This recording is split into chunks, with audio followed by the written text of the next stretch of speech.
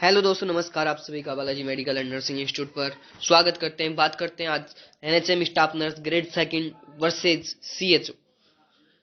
कई स्टूडेंटों का सीएचओ में भी चयन हो चुका है, कईयों का NHM staff nurse grade second, यानी कि दोनों भर्तियों में चयन हो चुका है। अब वो बार बार कंफ्यूजन है कि सीएचओ में क्या बेनिफिट है और क्या नुकसान है, और एनएचएम स्टाफ नर्स में क्या बेनिफिट और क्या नुकसान है, किसको ज्वाइन करूं।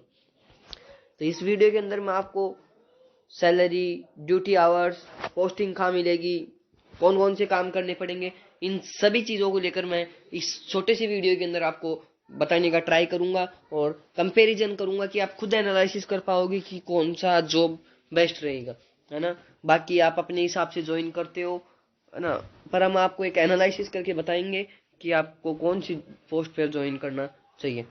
तो बिना किसी देरी के शुरू करते हैं। अगर चैनल पर नहीं हो तो चैनल को सब्सक्राइब कर लेना, वीडियो को लाइक करना, और अगर कोई डाउट हो तो कमेंट भी करना, और ज्यादा ज्यादा लोगों तक शेयर करना ताकि सभी तक इन्फॉर्मेशन पहुंच सके। तो बिना किसी देरी के शुरू करते हैं। सबसे पहले बात करें, पद का नाम है एनएचएम स्टाफ नर्स, यानी कि ग्रेड सेकंड, है ना, जिसे नर्सिंग ऑफिसर के नाम से भी आप जानते हो। तो इसके अंदर बात करें तो ये हॉस्पिटल बेसिस जॉब होती है जो नर्सिंग के अंदर होती है। ये सीधा डायरेक्ट पेशेंट केयर होती है इसके अंदर, और आपको डॉक्टर के सुपरविजन में काम करना होता है। आपके मोस्ट काम रहेंगे पेशेंट की केयर करना, इंजेक्शन देना, है ना, आईवी इन्फ्यूजन करना, ड्रेसिंग करना, बीपी शुगर चेक करना, और वार्ड की ड्यूटी, इमरजेंसी ड्यूटी। पूरा फोकस होगा आपका क्लिनिकल नर्सिंग पर, है ना। इसके अंदर डॉक्यूमेंटेशन कम और आपसे क्लिनिकल नर्सिंग के अंदर आपसे पेशेंट केयर ज्यादा करवाई जाएगी एनएचएम स्टाफ नर्स के अंदर। सीएचओ के अंदर बात करें तो सीएचओ की फुल फॉर्म होती है कम्युनिटी हेल्थ ऑफिसर, जो आपकी हेल्थ एंड वेलनेस सेंटर यानी कि एचडब्ल्यूसी में पोस्टिंग मिलने वाली है। इसके अंदर क्या होगा, जो आपका गांव समुदाय स्तर पर काम होगा, है ना, जहां आपको ट्रीटमेंट भी देना है, पब्लिक हेल्थ का भी ध्यान रखना है, और मैनेजमेंट भी आपको संभालना है। ये एक अपने आप में आप इंचार्ज समझ लो, आप एक हेल्थ एंड वेलनेस सेंटर के इंचार्ज हो, है ना, वहाँ के डॉक्टर इंचार्ज सब आप ही हो, है ना। आपका मोस्टली काम रहेगा जितने भी कॉमन डिजीज हैं, कम्युनिकेबल डिजीज हैं, नॉन कम्युनिकेबल डिजीज हैं, उनका प्राइमरी ट्रीटमेंट, जो प्रेग्नेंट महिला हैं उनके बच्चे का टीकाकरण। इसके अलावा BP, sugar, TB, NCD screening test, ASHA और एएनएम को गाइड करना। यहाँ आपके अंडर में एक आशा बहन जी और एएनएम बहन जी आने वाली है ना।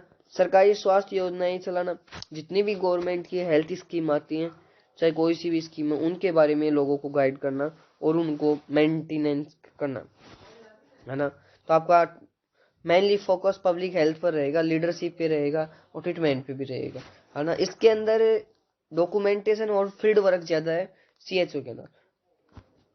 योग्यता की बात करूं तो स्टाफ नर्स ग्रेड सेकंड के अंदर बात करें तो आप जीएनएम बीएससी नर्सिंग होनी चाहिए, आप किसी भी स्टेट नर्सिंग काउंसिल से रजिस्टर्ड होने चाहिए। सीएचओ के अंदर थोड़ा मामला अलग है। सीएचओ के अंदर क्या होना चाहिए, बीएससी नर्सिंग होना चाहिए, और बीएससी नर्सिंग और जीएनएम दोनों में से कोई भी हो, उनके साथ या तो ब्रिज कोर्स किया हुआ होना चाहिए, या फिर उनको जैसे ही उनका सिलेक्शन हो जाता है फाइनल, उनको ब्रिज कोर्स के लिए कॉलेज अलॉट होती है 6 मंथ के लिए, जो BPCCHN नाम से कोर्स करवाया जाता है, जो 6 मंथ की ड्यूरेशन होती है, वो कोर्स आपसे करवाया जाएगा, है ना। और स्टाफ नर्स में डायरेक्ट पोस्टिंग दे दी जाती है। यहाँ आपको जो सीसीएस सर्टिफिकेट है वो ना कंपलसरी रहेगा।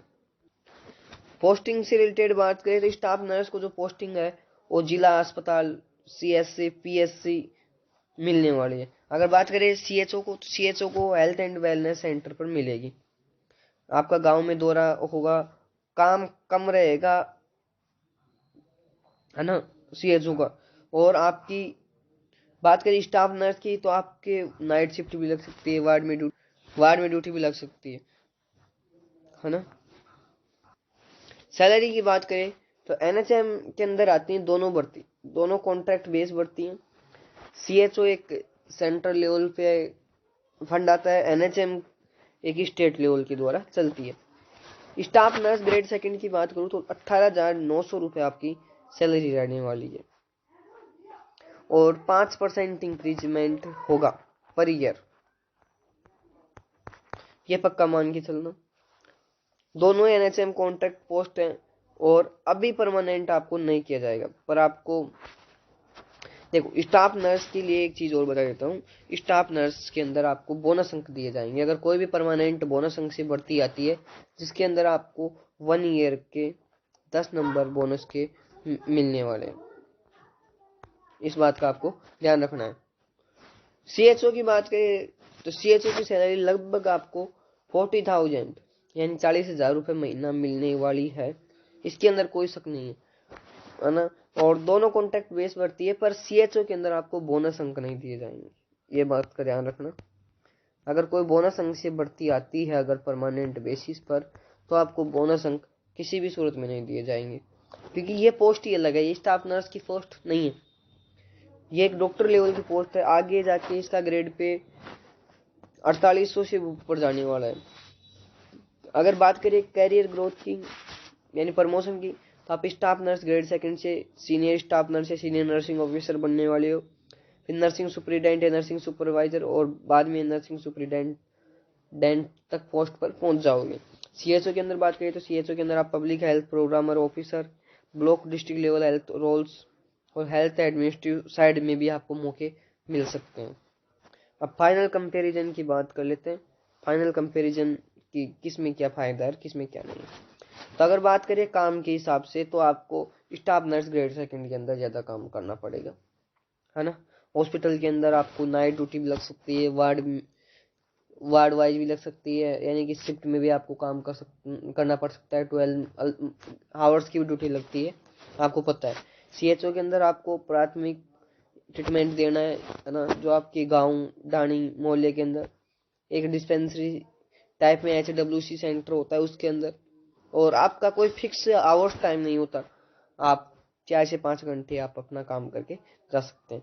ड्यूटी की बात करें तो स्टाफ नर्स के अंदर आपको नाइट शिफ्ट वाइज मिलती है, मतलब नाइट मॉर्निंग आफ्टरनून तीनों शिफ्ट मिलती है। सीएचओ के अंदर आपको डे ड्यूटी रहेगी, कभी भी आपकी इमरजेंसी ड्यूटी नहीं लगने वाली।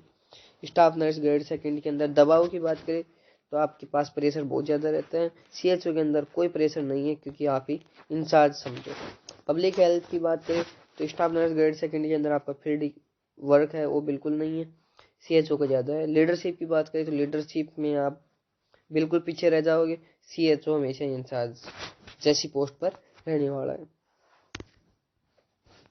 तो फाइनल कंक्लूजन ये निकलता है कि परमानेंट सबसे पहले कौन होंगे, परमानेंट। तो परमानेंट की बात करूं तो परमानेंट तो NHM स्टाफ नर्स,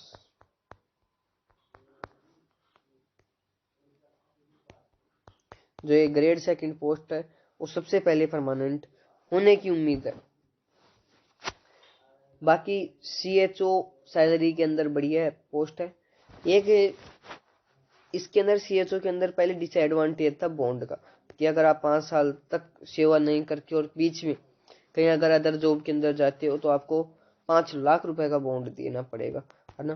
पर उस बॉन्ड को सुप्रीम कोर्ट ने अब हटा दिया है और अब बॉन्ड आपको नहीं देना पड़ेगा, तो बॉन्ड की टेंशन लेने की जरूरत नहीं है। सीएचओ भी परमानेंट जरूर होंगे, ये बात मैं भी आपको बता रहा हूँ। सीएचओ भी पक्का होंगे और स्टाफ नर्स ग्रेड सेकंड भी पक्का होंगे, पर सीएचओ में लगभग 9 साल तक का टाइम लग सकता है। और बात करें स्टाफ नर्स ग्रेड सेकंड,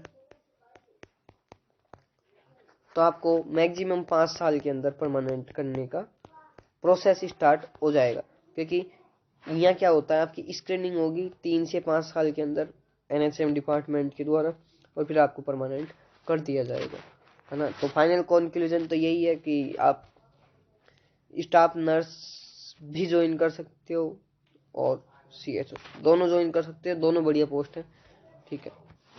अगर आप चाहते हो कि मैं वर्कलोड के साथ काम नहीं करूं, बिल्कुल फ्री ऑफ माइंड रहूं, कोई टेंशन नहीं रहे, तो आप सीएचओ ज्वाइन कर सकते हो।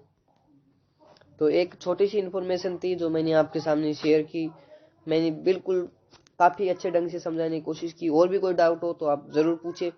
आज के लिए इतना ही। जय हिंद, वंदे मातरम, भारत माता की जय। फिर मिलते हैं किसी नेक्स्ट वीडियो के साथ। Thank you.